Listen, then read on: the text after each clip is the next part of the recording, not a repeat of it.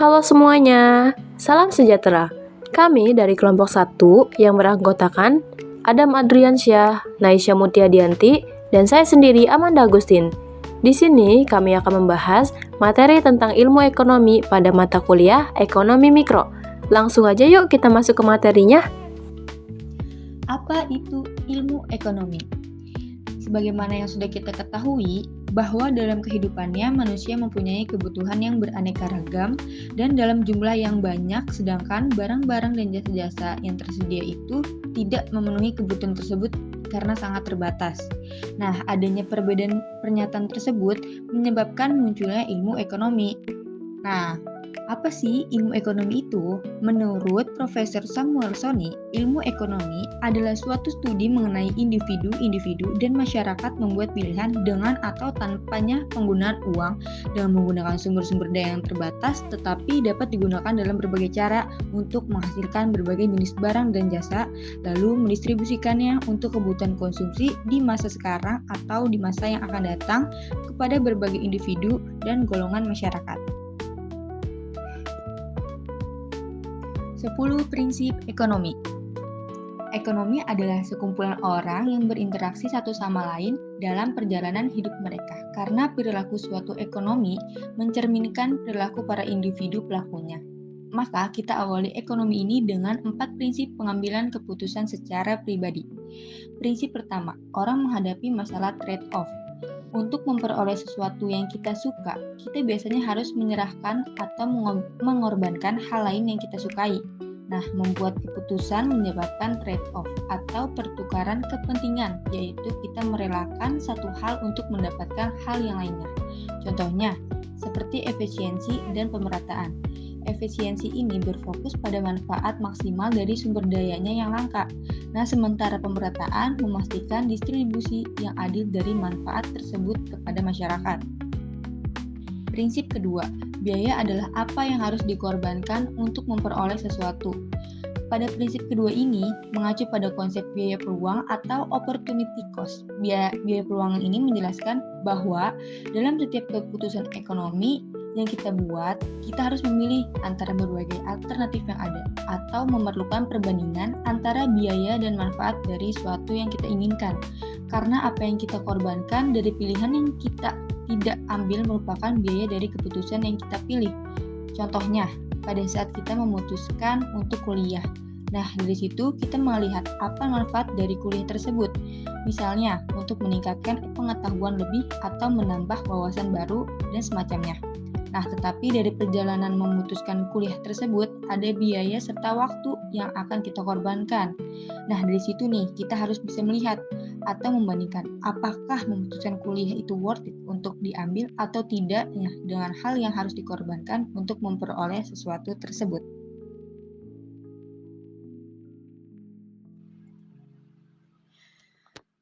Prinsip ketiga, orang yang rasional berpikir dengan konsep marginal. Maksudnya yaitu orang yang rasional tersebut akan membuat keputusan dengan cara membandingkan manfaat marginal dan biaya marginal dari setiap keputusannya. Manfaat marginal yaitu manfaat tambahan yang diperoleh dari melakukan aktivitas tambahan, seperti uang tambahan yang diperoleh dari bekerja 1 jam lebih lama. Nah, kalau biaya marginal itu biaya tambahan yang harus dikeluarkan atau pengorbanan yang harus dilakukan untuk memperoleh manfaat tersebut, seperti kelelahan fisik atau waktu yang terbuang. Nah, contoh di sini yaitu setelah belajar selama 4 jam, mahasiswa harus mengambil keputusan apakah akan melanjutkan belajar atau berhenti. Keputusan rasional diambil jika manfaat tambahan dari belajar lebih kecil daripada biaya yang dikeluarkan, seperti kelelahan atau berkurangnya fokus. Prinsip keempat, orang memberikan reaksi terhadap intensif. Karena orang memutuskan sesuatu dengan membandingkan keuntungan dan biaya, perilaku mereka mungkin berubah ketika biaya atau keuntungannya juga berubah. Artinya, orang menanggapi adanya intensif. Nah, contohnya seperti pajak bensin dapat membuat masyarakat itu memilih mobil yang lebih kecil dan hemat bensin atau beralih menggunakan kendaraan umum. Setelah pembahasan 4 prinsip pengambilan keputusan secara pribadi, selanjutnya yaitu bagaimana orang berinteraksi. Masuk prinsip kelima, perdagangan menguntungkan semua pihak. Perdagangan saling menguntungkan terjadinya ketika kedua pihak atau kedua belah pihak memperoleh manfaat dari pertukaran, seperti efisiensi, spesialisasi, atau akses ke barang dan jasa yang lebih baik. Nah, contohnya perdagangan yang terjadi antara Indonesia dan Thailand. Dengan demikian, kedua negara akan mendapatkan barang dari satu sama lain. Selanjutnya ada prinsip ke-6. Pasar biasanya adalah tempat baik untuk mengatur kegiatan ekonomi. Market ekonomi yaitu keputusan perencana pusat yang digantikan dengan keputusan jutaan rumah tangga dan perusahaan. Maka rumah tangga menentukan pekerjaan dan barang yang dibeli. Nah, sementara perusahaan juga menentukan karyawan dan produk apa yang akan dihasilkan. Prinsip ke-7. Pemerintah terkadang mampu memperbaiki hasil akhir mekanisme pasar. Ada dua alasan utama mengapa pemerintah campur tangan dalam perekonomian. Yang pertama untuk mendukung efisiensi dan juga mendukung pemerataan. Artinya, kebijakan diarahkan untuk memperbesar kue ekonomi atau mengubah cara pembagian kue tersebut. Kue ekonomi atau economic pie adalah sebuah metafora yang digunakan dalam ekonomi untuk menggambarkan total output atau total pendapatan suatu negara atau ekonomi. Jadi, semua rumah tangga dan perusahaan berinteraksi di pasar seolah-olah dibimbing oleh tangan tak tampak atau invisible hand. Namun, tetap memerlukan perlindungan pemerintah yang campur tangan untuk mendukung efisiensi dan pemerataan tersebut. Oke, lanjut ke 3 prinsip terakhir yang berkaitan dengan bagaimana suatu perekonomian bekerja. Masuk ke prinsip ke-8. Standar hidup suatu negara bergantung pada kemampuannya menghasilkan barang dan jasa. Perbedaan standar hidup terutama disebabkan oleh perbedaan produktivitas, yaitu jumlah barang dan jasa yang dihasilkan pekerja per jam. Negara yang produktivitasnya tinggi umumnya memiliki standar hidup yang lebih baik.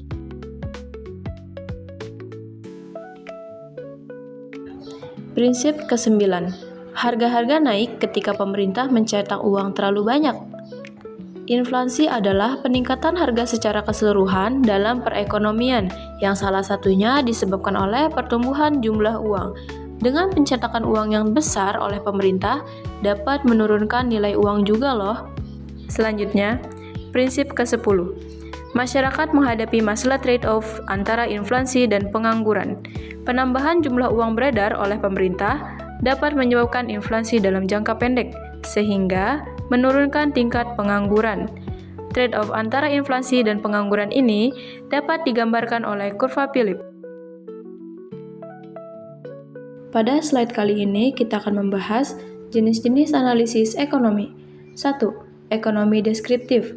Bidang ilmu ekonomi ini adalah analisis ekonomi yang menggambarkan keadaan yang sebenarnya, yaitu wujud dalam perekonomian. 2. Teori ekonomi. Teori ekonomi adalah pandangan-pandangan yang menggambarkan sifat hubungan yang wujud atau nyata dalam kegiatan ekonomi, dan ramalan tentang peristiwa yang terjadi apabila suatu keadaan yang mempengaruhinya mengalami perubahan.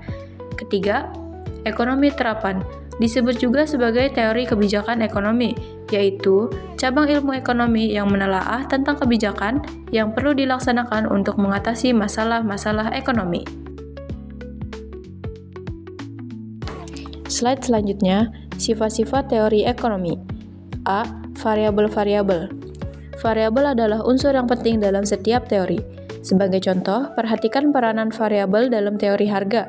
Teori tersebut pada hakikatnya bertujuan untuk menjelaskan bagaimana harga barang ditentukan. Dikenal sebagai hukum permintaan. Hukum ini mengatakan, kalau harga suatu barang berubah, maka jumlah permintaan terhadap barang itu juga akan berubah. B. Asumsi. Membuat asumsi merupakan salah satu syarat penting dalam membuat teori dalam ilmu sosial.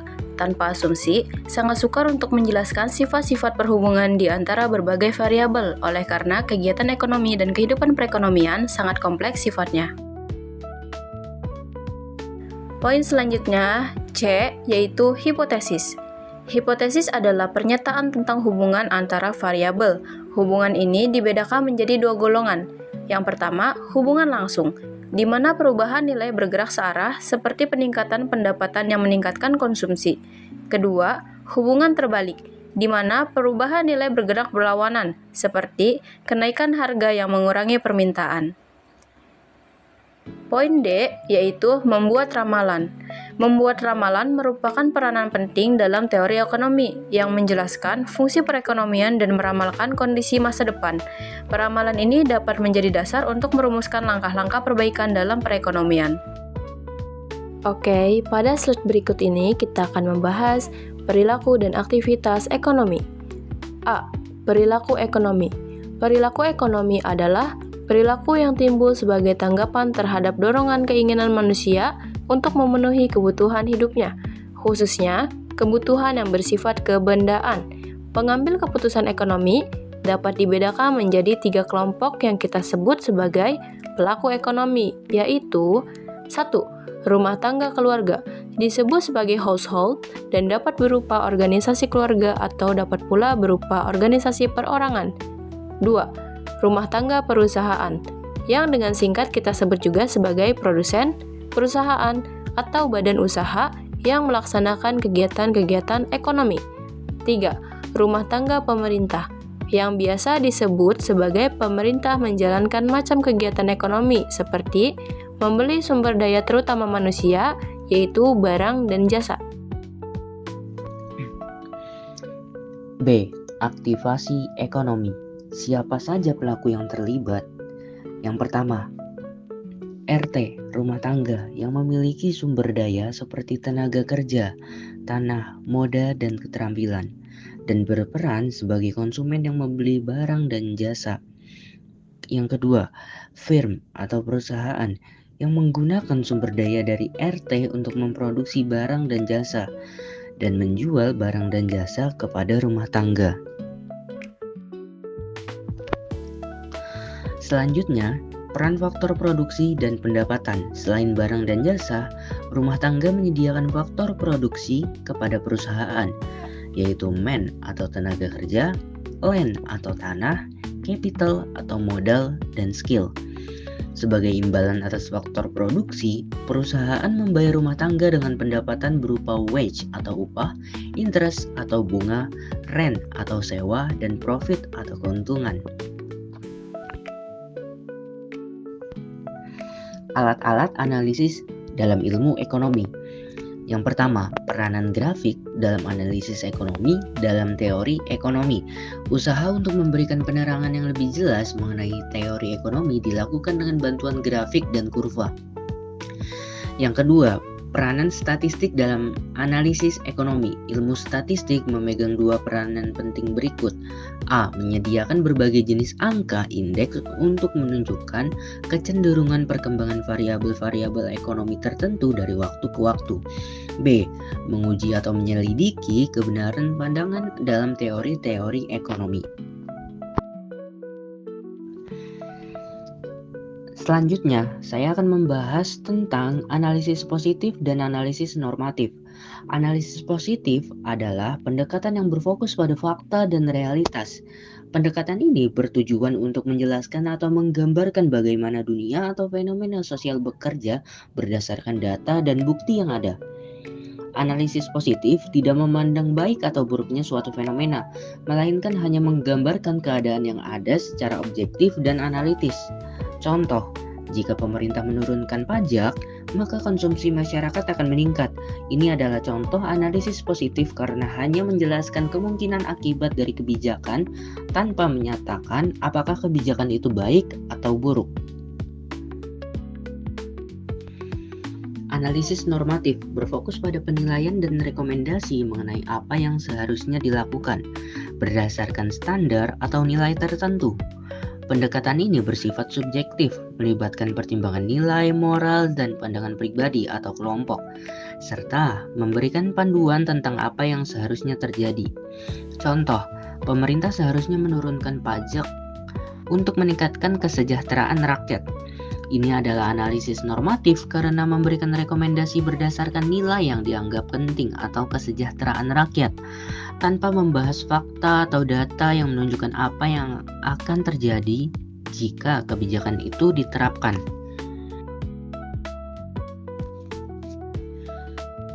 Oke, kita masuk ke contoh soal dan pembahasannya.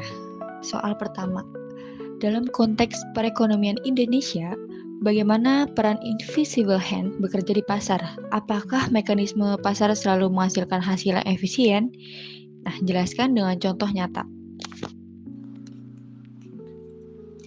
Pembahasannya atau jawabannya, peran invisible hand dalam pasar Indonesia menunjukkan bagaimana individu yang mencari keuntungan dapat berkontribusi pada kesejahteraan ekonomi. Produsen menawarkan barang dan jasa dengan harga yang menarik, sementara konsumen memilih sesuai kebutuhan dan daya belinya. Misalnya, dalam pertanian, harga beras turun saat hasil panen melimpah dan naik saat pasokan berkurang. Namun, mekanisme pasar tidak selalu efisien. Kegagalan pasar seperti monopoli yang dapat menetapkan harga tinggi dan intervensi pemerintah melalui subsidi yang dapat mengganggu keseimbangan harga seringkali terjadi.